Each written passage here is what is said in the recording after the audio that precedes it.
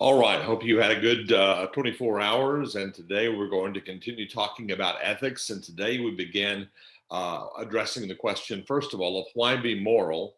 And then secondly, we will address the um, history of ethics. And we will give attention to Plato, to Socrates, Plato, and Aristotle. But before we begin the lecture, let me once again address a couple of administrative concerns.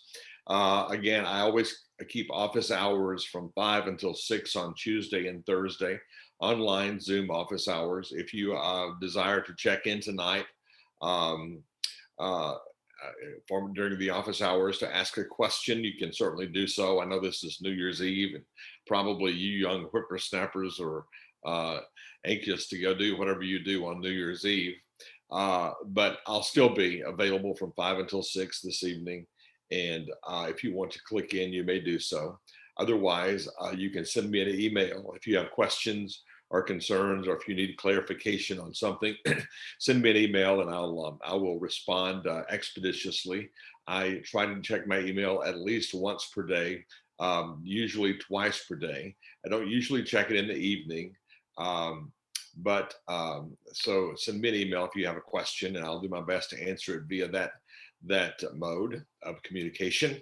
And then the midterm exam is coming up next week.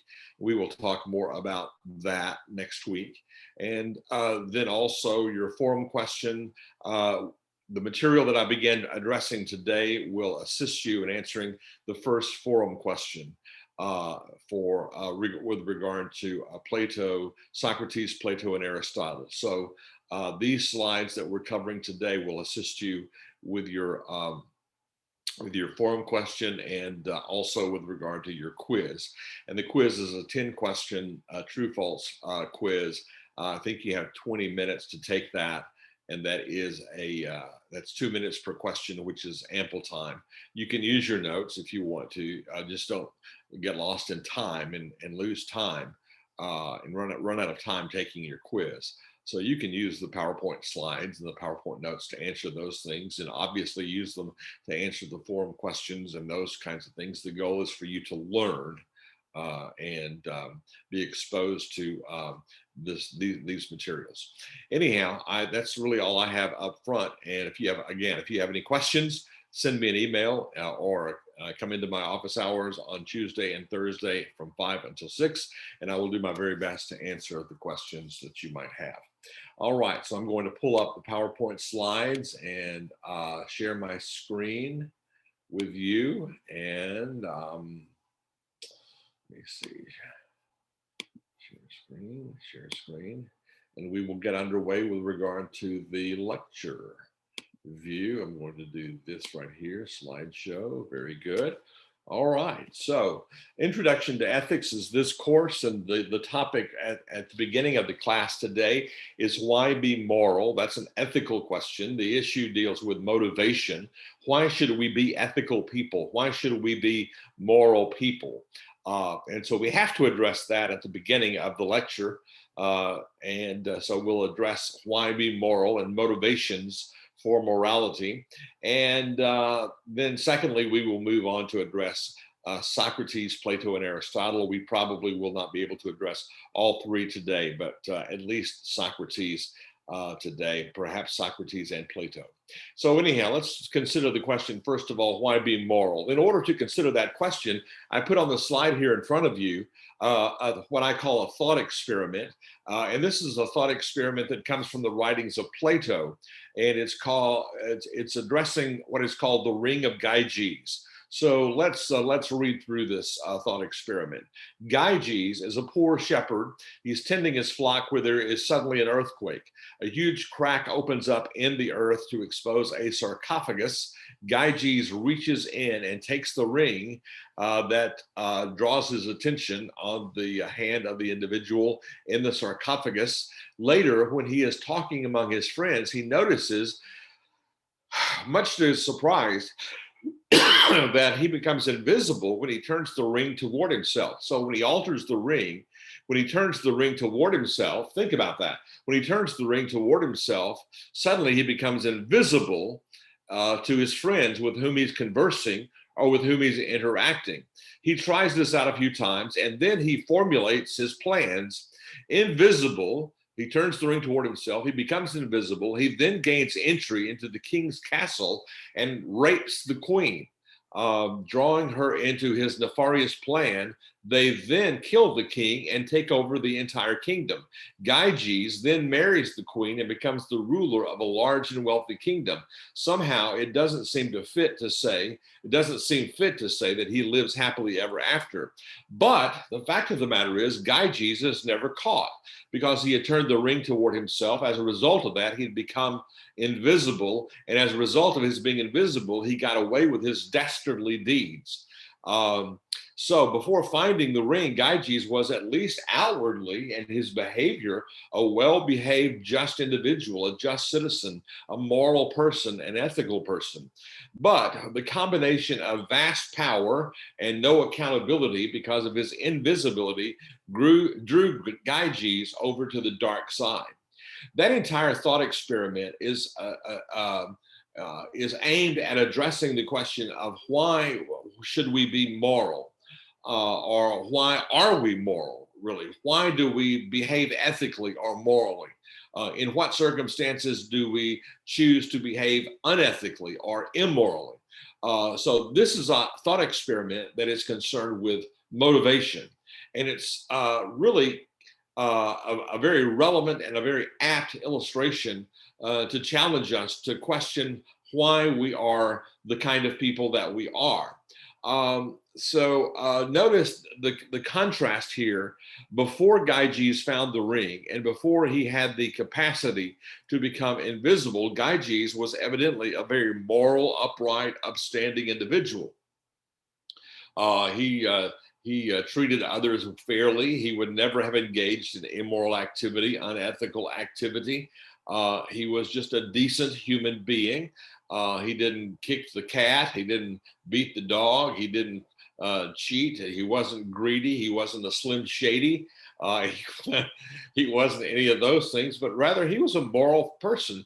But suddenly, when he finds the ring and he places the ring on his finger and he turns the arrow on the ring toward himself, he suddenly sees that he's invisible and that he can just about really get away with anything. And so that raises the issue of why was Gyges the kind of person that he was in the beginning, and why did he become the kind of person that he became in the end? Well, it's a question of motivation. And so evidently with regard to Gyges, it was his motivation was with regard to being caught. Being caught when he was invisible and could no longer be held accountable for his dastardly deeds, or his hater deeds. Then he all bets were off. He engaged in whatever he wanted to engage in. He rapes the queen. He overthrows the king. He engages her in his Slim Shady activities, and from that point forward is a person of questionable character. So that entire thought experiment is aimed at asking the question of why be moral, and every one of us have to ask ourselves that question.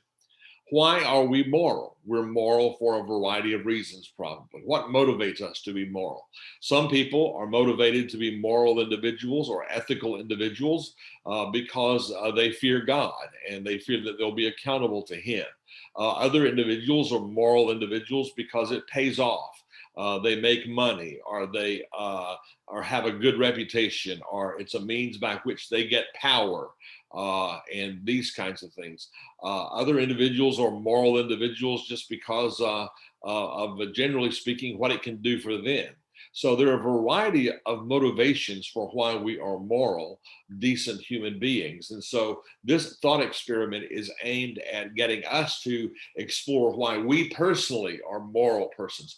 You have to ask yourself, why do I believe I should be a moral, ethical, decent human being? Am I doing that because it will give me favor? Am I doing that because it will get me power? Am I doing that because it will eliminate God's judgment of me? Or because I want to go to heaven? Or am I moral toward other individuals because I want them to be moral to me? why are we moral persons? And so we're always questioning. We should always be questioning motivation, not only with regard to why we are moral, but motivation with regard to why other people are moral. Well, that's kind of risky, but nonetheless, we look at other people's moral deeds. Why does someone give a vast amount of money to Prairie View? Are they doing that because they're genuinely concerned about the school? Well, probably so. We certainly hope so. Because they're genuinely concerned about education? Probably so. We hope so. Are they doing that for reputation? So motivation in ethics is a very, very important issue. We consider motivation in our deeds and motivation in the deeds of others. So the thought experiment addresses things like, does the human character like that of Gyges dissolve in the face of temptation and lack of accountability? So does human character evaporate when we are no longer accountable? Does human morality evaporate, vanish when we're no longer accountable? If I was not accountable for my deeds, what all would I engage in? You know, that's a scary thought, really, if you think about it. If I was not accountable, if I didn't run the risk of maybe going to jail or going to trial, or if I didn't run the risk of my wife beating me, or you know, or why am I a moral person? Because I don't want certain things to happen to me. Next, is the threat of punishment necessary to keep individuals moral? As parents, we deal with that question. In order to keep our children, make our children decent individuals, do we have to threaten punishment of them, whether it's uh, some kind of physical punishment, which is generally not practiced today, but or some kind of lack of reward. They don't get a toy, or they don't get this object, or they don't get to go spend the evening with their friend, or whatever. Another question is visibility and the threat of punishment all that stands between the individual and a life of injustice. You know, is the threat of punishment and our accountability the only thing that keeps me from moving toward a life of injustice? That's what the Ring of Gyges thought experiment is aimed at. Why are we moral people? Why are other people moral people? And so that's something for you to discuss, maybe with your friends, or maybe with your family, or it might be an issue for discussion later on in a forum question that I might post. So why are we moral? Maybe list 3 reasons why people are moral. Because they fear God, or because they fear consequences, or because they want a good reputation. Motivation is so, so important. Um, Thought experiment. Divine command ethical theory is a theory that we will look at a little bit later on when we get to the theoretical portion of the course. But divine command ethical theory, which means, by the way, exactly what it says, divine command. The ethical thing to do is what God commands us to do. Divine command theory says that the ethical thing to do is what God commands us to do. Don't think about it, just do what he says do. That's the ethical thing to do. It advances the idea that the rightness or the wrongness of an action is intrinsically related to the fact that God either commands it or God forbids it. So something is right if God commands it, something is wrong if God forbids it. So God commands us to be truth tellers. Thou shalt not lie. So God commands us to be truth tellers. That's why truth telling is right. God forbids us lying. That's why lying is wrong. Uh, so I tried to break divine command theory down to 2 steps. First of all, the good equals what God wills. Secondly, God's will is good. Now, there's a problem with that. If you look closely at that, there is a major problem with that, because that is what is called a circular argument. It's a circular argument. Uh, Divine command theory says that good equals what God wills. And then secondly, it says that God's will equals good. Well, that's a circular argument. That is a fallacious argument. It's a problematic argument uh, in that it's circular. It really doesn't tell us anything. You say, well, what's good? Well, good is what God wills. Well, what is God's will? God's will is that which is good. Well, that's a circular argument. It doesn't really tell us anything. So the resulting claim is an empty one. It really means nothing. it really means nothing. It's just, so that's a problem with divine command theory. But I'm trying to get you to think about the fallacy of certain arguments. This divine command theory, as we shall see later, is problematic in that it can present a nothing more than a circular argument, and the claim essentially becomes an empty claim because it tells us nothing. It doesn't define God's will. It doesn't define good. It just defines them in terms that it's already using. When I was in law school, I had a professor who always said, when you're writing your essay exams and you're discussing the rule of law, don't use a term. Don't use the same term to define a term. For example, with regard to the term intent, um, um, in intentional torts, one of the requirements or one of the elements of an intentional tort is intent. You must have intent. You must have intent to go onto someone's property if you're going to be accused of trespass. So you're not. Professor Brown Barber did not want you to say, well, intent occurs when one has the intent to go onto the property. That doesn't answer anything. That doesn't answer anything. That you have to explain intent. What is intent? Intent is a volitional movement. You can't use the word to explain what the word means, and that's what happens here. There's good is what God's will, what God wills, and God's will is what is good. That's a circular argument. That's empty. It doesn't tell you anything. It's a fallacious argument. So the question is, why be moral? Well, because God, the issue here, why be moral? That's what we're talking about. Why should we be moral? Well, someone says we should be moral because God commands us to be moral. Well, okay. Why should we be good? Because God commands us to be good. Well, what is God? What is good? Well, good is what God wills. Well, what does God will? God wills us to be good. That doesn't tell us anything. That's just a circular argument. So that's a problematic position to take. It needs more development. All right. Thought experiment. Can sound ethical theory or conclusions be developed independently of religious assumptions? Now, that thought experiment is basically asking you to ask this question: can I be an ethical, moral person without being a religious? Now, think about that. Do I have to be religious in order to be an ethical or moral person? Let's think about that in terms of a different angle. If I am a religious person, does that automatically make me an ethical or moral person? So, first of all, do I have to have a foundation in religion to be ethical? And then, if I do have a foundation in religion, does that necessarily make me ethical? Well, the answer to both of those questions is no. We all know people that are non-religious that are still moral people. They don't kick the cat, they don't beat the dog, they carry on life's responsibilities in a fair fashion. They treat other people decently. So they're not religious. They, in the sense that we might think of religion, they're not religious. They might not even believe in the existence of God. They might be atheistic. They might be agnostic, but they're still moral people. But then on the other hand, let's consider the other question. The other question is, if we are religious, does that necessarily entail that we are ethical people? No, we all know people that are highly religious, but they're slim shadies. You know, I'm a religious person. I hope I'm not a slim shady. I'm a religious person.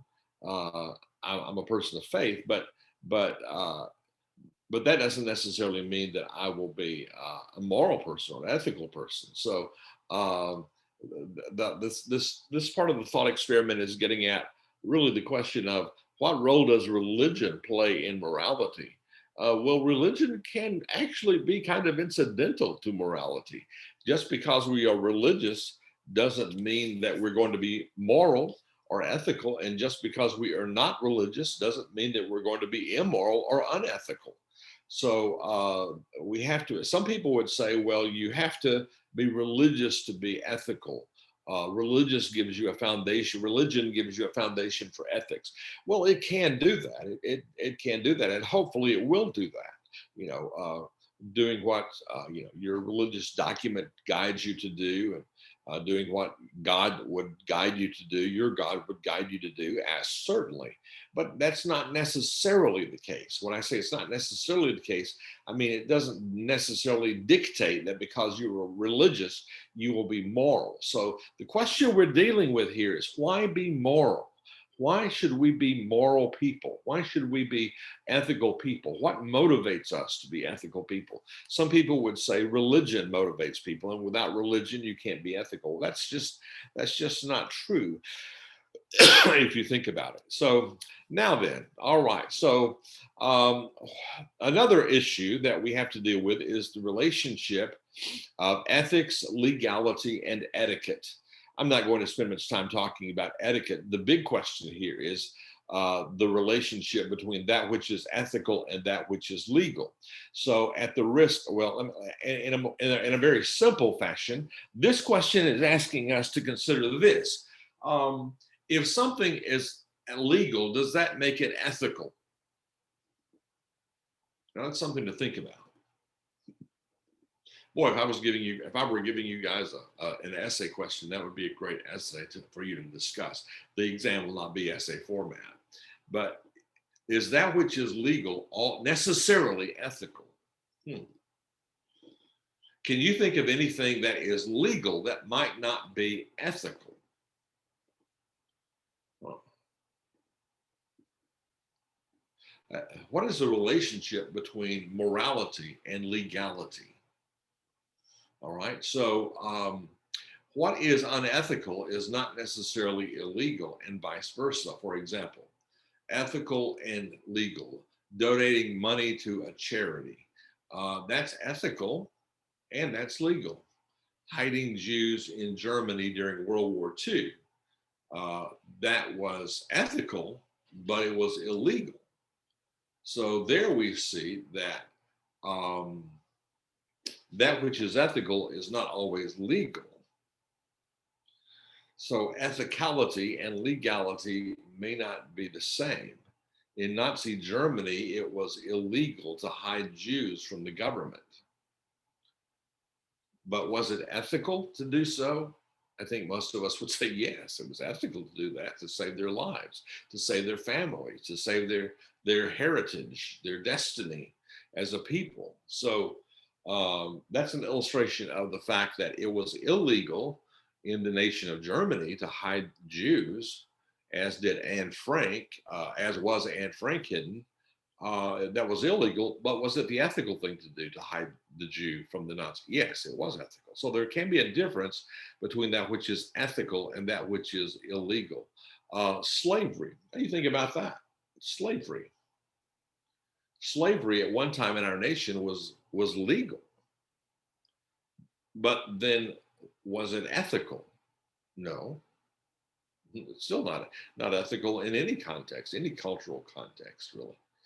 So that's another illustration of how morality does not necessarily equal legality. Just because something is legal does not necessarily make it moral. Just because something is legal does not necessarily make it something that we should do. There's a difference between legality and morality. Um, First degree murder, that's both unethical and illegal. So the point of those illustrations is to say this, that sometimes the two may be the same. That which is legal is ethical, that which is illegal is unethical, but sometimes those two things can be different. All right, so just because something is legal does not necessarily make it ethical. Uh, I have a friend who adamantly argues that legality and ethics are the same thing, that they're just different sides of the same coin. But he's very conservative and he's very anti-abortion. Uh, and my counter to that is to say, well, abortion is legal in our nation in the first, I guess, first trimester, first couple of trimesters. I haven't looked at it in a while, so I can't remember. But but it's legal in our culture. It's legal in our nation, but does that make it ethical? So that's my point to him is you have to be careful when you say that something is ethical because it's legal, because everything that is legal is not necessarily ethical. There's a difference. Now then, etiquette. Let's talk about etiquette. Example, etiquette is not ethics or morality. Ethics just deals with custom. Etiquette just deals with custom. Ethics just deals with cultural behavior. It may be rude or a violation of etiquette to talk with food in your mouth or to use your dessert fork in the main course, but it's not unethical to do those things. So some people get etiquette and ethics mixed up. Etiquette just deals with customs, like eating and dressing and attire and those things. It's not dealing with morality. So understand that distinction for the purposes of the exam for sure. All right, so we spent a lot of time on that. So what I'm going to do is I'm going to save Socrates and then Plato and then Aristotle for tomorrow. And we will cover all three of those on tomorrow. And you will have a basis for answering the forum question over the weekend. And we'll get all three of those done tomorrow, and then we'll move on into Epicureanism and the other ethical movements. So let's stop right there, and with regard to history of ethics. And we've considered two questions, really one big question. The first question really is why be moral? Why should we be moral? Second question was, what is the relationship between religion and ethics? The third question was, what is the relationship between legality and ethics? And then we talked about what is the relationship of etiquette to ethics or morality. So anyhow, don't get behind in the course. Please stay up.